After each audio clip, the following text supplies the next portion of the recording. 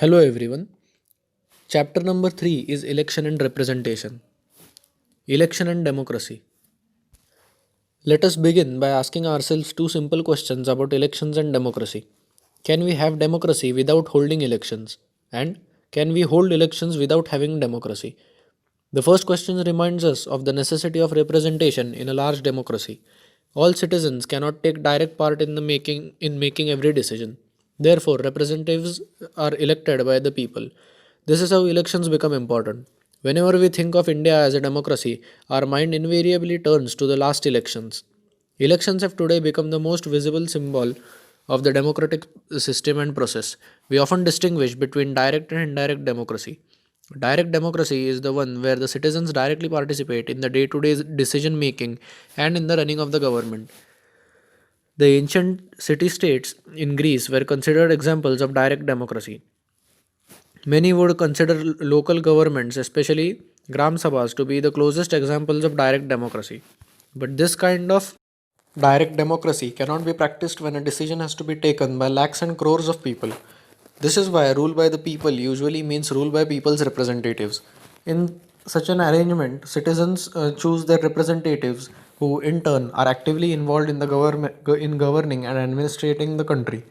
The method followed to choose these representatives is referred to as an election.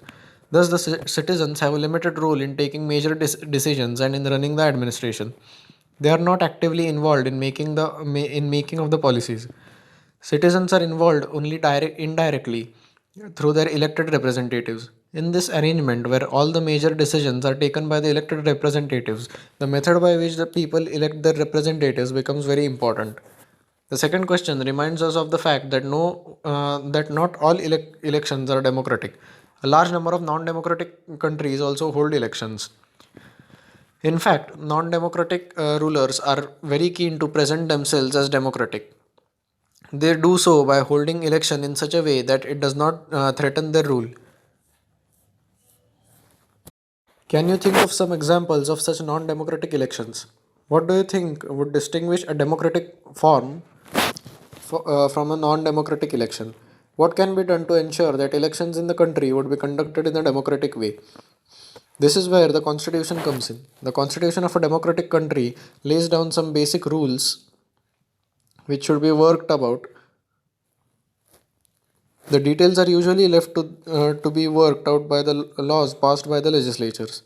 These basic rules are usually about who is eligible to vote, who is eligible to contest, who is to supervise these elections, how do voters choose their representatives, how are the votes to be counted and representatives elected. Like most democratic institutions, the Constitution of India answers all these questions. As you can see, the first three questions are about ensuring the elections are fair and free and thus can be called democratic. The last two questions are about ensuring a fair representation. In this chapter, you will consider both these aspects of constitutional provisions about elections. Election system in India. You have noted above the reference to different methods or system of elections. You may have wondered what these were all about. You may have seen or read different texts about electioneering or campaigning in the elections. But what are different methods of election? There is a system of conducting elections. There are authorities and rules about do's and don'ts. Is that what election system is all about? You may have wondered why the constitution needs to write down how the votes are to be counted and representatives are elected. People go and vote. The candidate who gets the highest votes gets elected. That is what elections are all over the world. Why do we need to think about it? We need to because this question is not as simple as it appears to us. We have got used to our system of elections that we think that there cannot be any other way. In a democratic election, people vote and their preference decides who will win this contest. But there can be different ways in which people make their choices, and very different ways in which in which their preferences can be countered. These different rules of the game can make a difference to who the winner of the game will be. Some rules can favor big parties, some rules can help the smaller players, Some rules can favor the majority community, others can protect the minorities. Let us see or look at one dramatic instance to see how this happens. It talks of one of the historic moments in India's democracy. In the Lok Sabha elections of 1984, the Congress party came to power, winning 415 of 543 Lok Sabha seats, more than 80% of the seats. Such a victory was never achieved by any other party in Lok Sabha.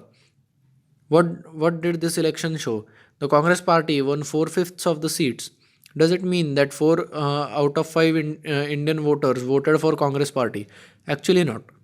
Take a look at the enclosed table. The Congress party got 48% of the votes. This means that only 48% of those who voted in the favor of candidates put up by the Congress party. But the party still managed to win more than 80% of the seats in the Lok Sabha. Look at the performance of other parties.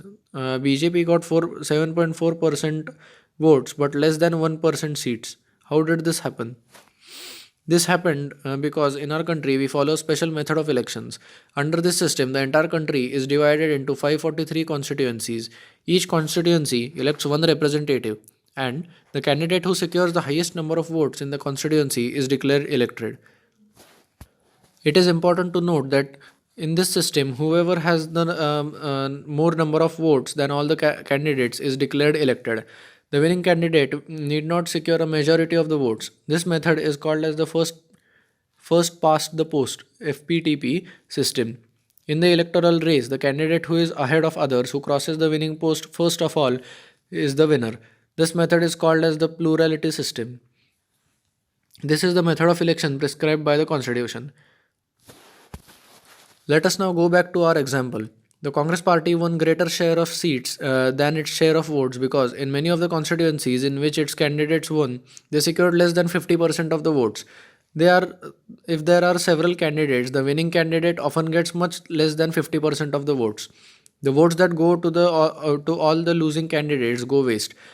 For these candidates or parties, they get no seat from those votes. Such a party gets 25% of the votes in every constituency, but everyone else gets even less votes. In that case, the party could win all the seats with only 25% of votes or even less. Proportional representation. Let us compare this how elections take place in Israel that follows a very different system of elections. In Israel, once the votes are counted, each party is allotted the share of the seats in the parliament in the proportion to its share of the votes. Each party fills its quota of seats by picking those many of its nominees from the preference list that has been declared before the elections. This system of elections is called a proportional representation, that is PR system. In this system, a party gets the same proportion of seats as its proportion of votes. In the PR system, there could be two variations. In some countries like Israel or Netherlands, the entire country is treated as one constituency and seats are allocated to each party according to its share of votes in the national election. The other method is when the country is divided into several multi-member constituencies, as in Argentina and Portugal. Each party prepares a list of candidates for each constituency. Depending on how many have to be elected from that constituency, in both these variations, voters exercise their preference for a party and not a candidate. The seats in the constituency are distributed on the basis of votes polled by the party. Thus, representatives from a constituency would and do belong to different parties. In India, we have adopted the PR system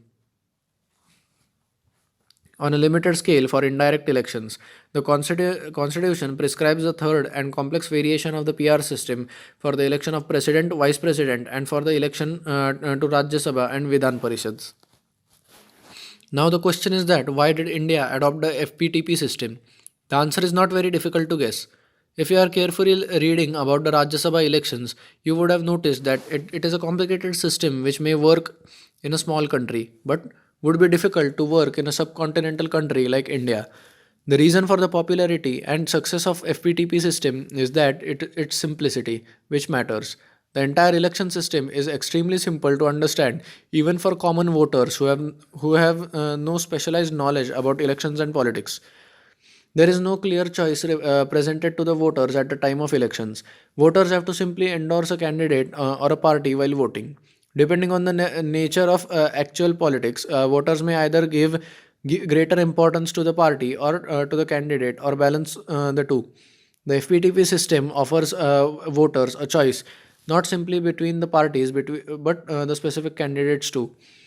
In other electoral systems, such as especially PR systems, voters are often asked to choose a party, and the representatives are elected on the basis of party lists.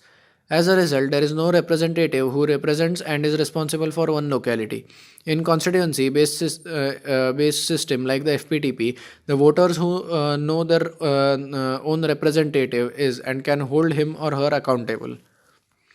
More importantly, the makers of our constitution also felt that PR based election may not be suitable for giving a stable government in a parliamentary system.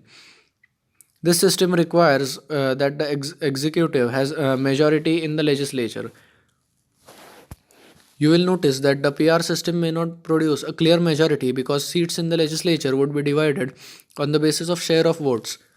The FPTP system generally gives the largest party or coalition some extra bonus seats, more than their share of the votes would allow. Thus, this system makes it possible for parliamentary government to function smoothly and effectively by facilitating the formation of a stable government. Finally, the FPTP system encourages voters from different social groups to come together to win an election in a locality. In a diverse country like India, a PR system would encourage each community to form its own nationwide party. This may also have been at the back of mind of our constitution makers. The experience of working of the constitution has confirmed the expectation of the constitution makers. The FPTP system has proved to be simple and familiar to ordinary voters. It has helped larger parties to win clear majorities at the center and state level. The system has also discouraged political parties that get all their votes from one caste or community. Normally, the working of FPTP system results in a two party system.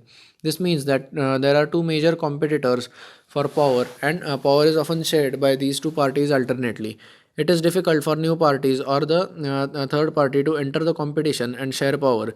In this respect, the experience of FPTP in India is slightly different.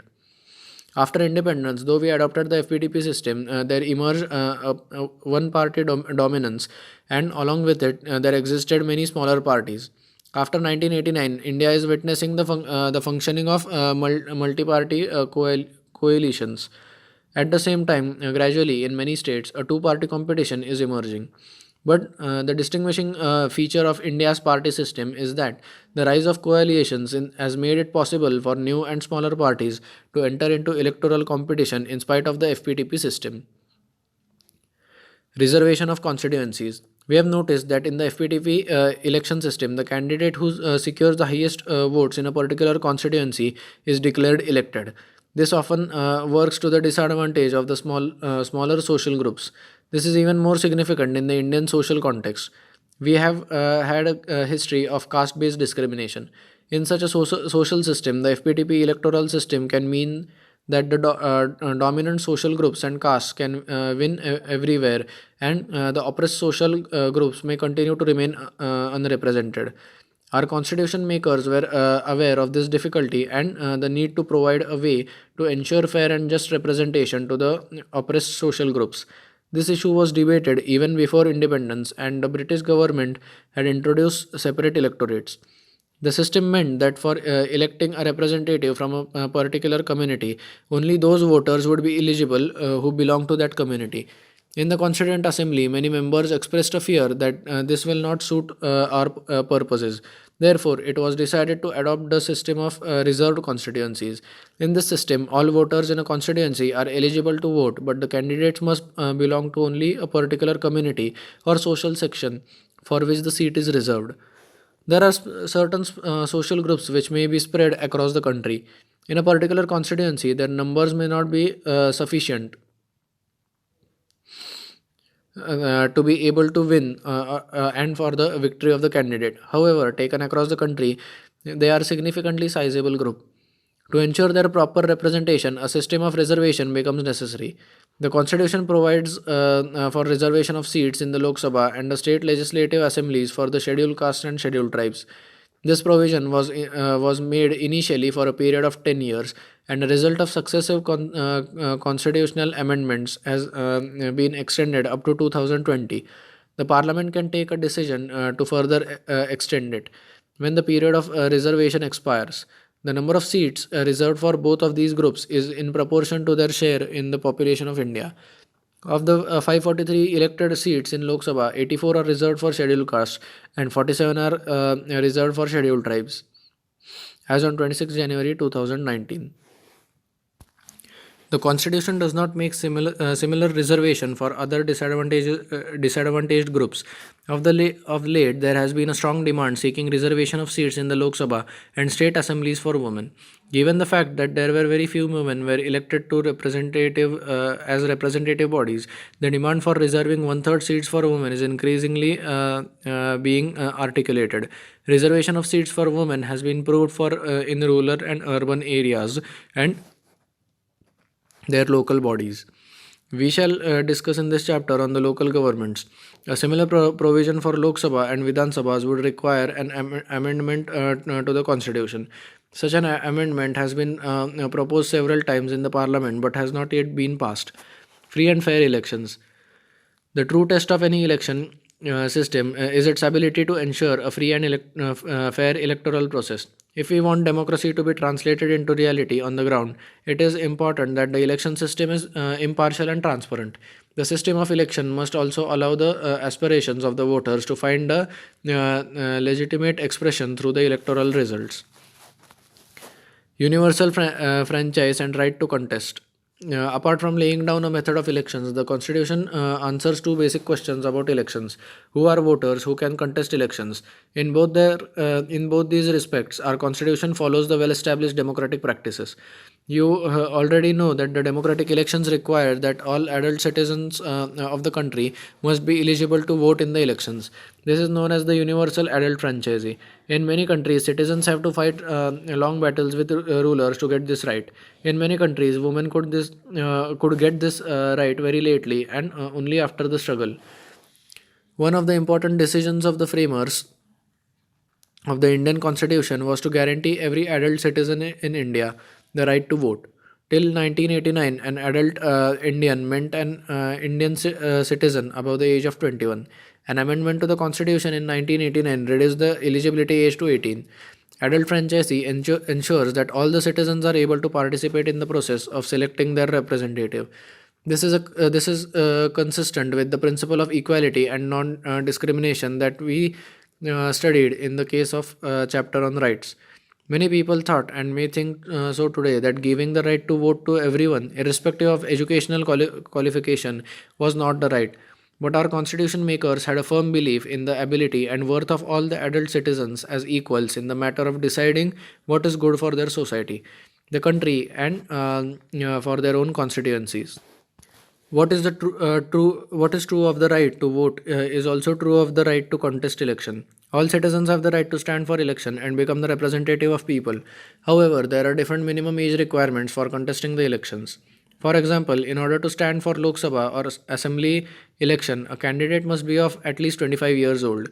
There are some other restrictions also. For instance, there is a legal provision that a person who has undergone imprisonment for 2 or more years for some offense is disqualified from contesting the elections. But there are no restrictions of income, education, or class or gender on the right to contest elections. In this sense, our system of election is open to all citizens. Independent Election Commission. Several efforts have been made in India to ensure the free and fair election system and process. The most important thing among these is creation of an independent election commission to supervise and conduct elections. Do you know that in many countries there is an absence of independent mechanism for conducting elections? Article 324 of the Indian Constitution provides an independent election commission for the superintendence, direction and control of the electoral roll and the conduction of elections.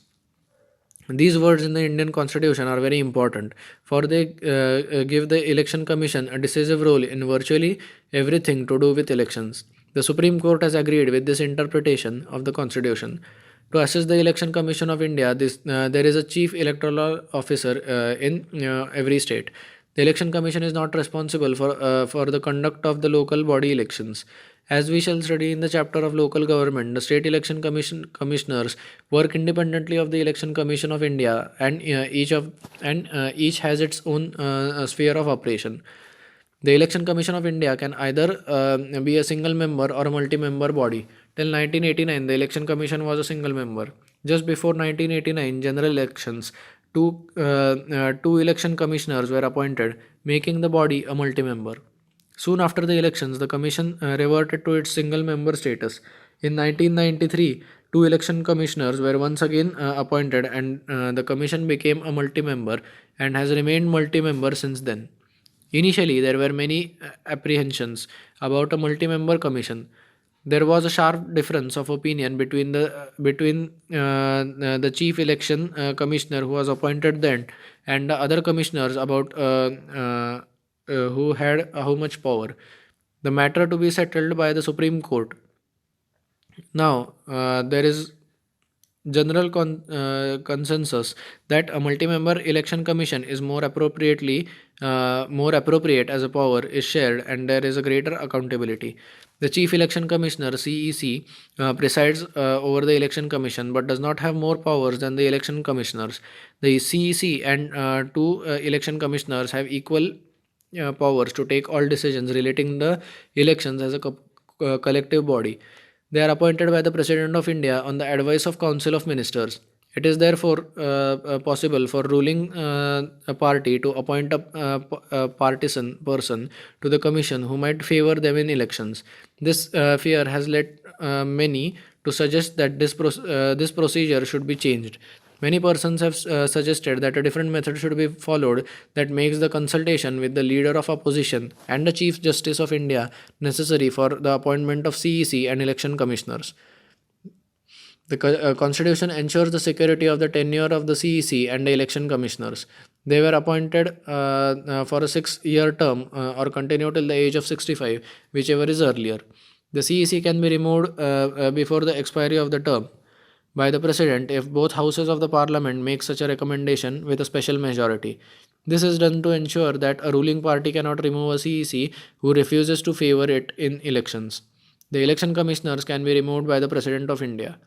The Election Commission of India has a wide range of functions. It supervises the preparation of up-to-date voters list. It makes every effort to ensure that voter list is free of errors like non-existence of names of registered voters or existence of the name of those who are non-eligible or non-existent. It also determines the timing of elections and prepares the election schedule. The election schedule includes the notification of elections, date from which the nominations can be filed, last date of filling the nominations, last date of scrutiny, last date of withdrawal, and date of polling, and date of counting and declaration of results. During this entire process, the Election Commission has the power to take decisions to ensure a free and fair poll. It can postpone or cancel the election in the entire country or specific state or constituency on the grounds that the atmosphere is vitiated and therefore a free and fair election is not possible. The Commission also implements a model code of conduct for the parties and candidates. It can order a repoll in a specific constituency. It can order a recount of votes when it feels like counting process has not been fully fair and just. The Election Commission accords recognition to the political parties and allots symbols to each of them. The Election Commission has very limited staff of its own. It conducts the elections with the help of the administrative machinery. However, once the election process has begun, the Commission has control over the administration as far as the election related work is concerned. During the election process, the administrative officers of the state and central governments are assigned election related duty, and in this respect, the Election Commission has full control over them. The EC can take and transfer the officers or stop their transfers. It can take action against them for failing to act in a non-partisan manner. Over the years, the Election Commission of India has emerged as a very independent authority which has asserted its powers to ensure fairness in the election system. It has acted in an impartial and unbiased manner in order to protect the sanctity of the electoral process. The record of Election Commission also shows that every improvement in the functioning of institution does not require legal or constitutional change. It is widely agreed that the Election Commission is more independent and assertive now than it was till 25 years ago. This is not because the powers and constitutional protection of the Election Commission has increased. The Election Commission has started using more effectively the powers it always had in the Constitution. Since 1951 and 1952, 16 Lok Sabha elections have been held. Many more state assembly elections and by-elections have been conducted by the EC. The EC has faced many difficult situations, such as holding elections in the militancy affected areas like Assam, Punjab, or Jammu and Kashmir. It has also faced the difficult situation of having to postpone the elections midway in 1991 when the ex-Prime Minister Rajiv Gandhi was assassinated during the campaigning. In 2002, the Election Commission faced another critical situation when the Gujarat Assembly was dissolved and elections had to be conducted. But the Election Commission found that the violence in that state had made it impossible to hold free and fair elections immediately. The Election Commission decided to postpone the elections to the State Assembly by a few months. The Supreme Court upheld this decision of the Election Commission. Electoral reforms. No system or election can be ever perfect, and in actual election process, there are bound to be many flaws and limitations. Any democratic society has to keep searching for mechanisms to make elections free and fair to the maximum. With the acceptance of adult suffrage, freedom to contest elections, and the establishment of any independent election, India has tried to make its election process free and fair. However, the experience of the past 66 years has given rise to many suggestions for reforming of our election system. The EC, political parties, various independent groups, and many scholars have come up with the proposals for electoral reform. Some of these suggestions are about changing the constitutional provisions discussed in the chapter. Our system of elections should be changed from the FPTP to some variant of the PR system. This would ensure the parties get seats as far as possible in proportion to the votes they get. Candidates with any criminal case should be barred from contesting the elections, even if their appeal is pending before a court. There should be a law to regulate the functioning of the political parties and ensure that they function in a transparent and democratic manner. These are a few suggestions. There is no consensus about these suggestions. Even if there was a consensus, there are limits to what the laws and the formal provisions can do. Free and fair elections can be held only if the candidates, the parties, and these involved in the election process agree to abide by the spirit of democratic competition. Apart from legal reforms, there are two other ways of ensuring that elections reflect the expectations and democratic aspirations of the people. One is, of course, that the people themselves have to be more vigilant, more actively involved in political activities. But there are limits to the extent to which the ordinary people can change in politics on a regular basis. Therefore, it is necessary that various political institutions and voluntary organizations are developed and are active in functioning as a watchdog for ensuring free and fair elections. So, to conclude this chapter, we can say that in countries where representative democracy is practiced, elections and representative character of those elections are crucial factors in making democracy effective and trustworthy. The success of India's election system can be gauged from a number of factors. Our election system has allowed the voters not only to freely choose representatives but also change the governments peacefully, both at the state and national level. Secondly, voters have the consistency and consistently taken a keen interest in the election process and participated in it. The number of candidates and the parties that contest election is on the rise.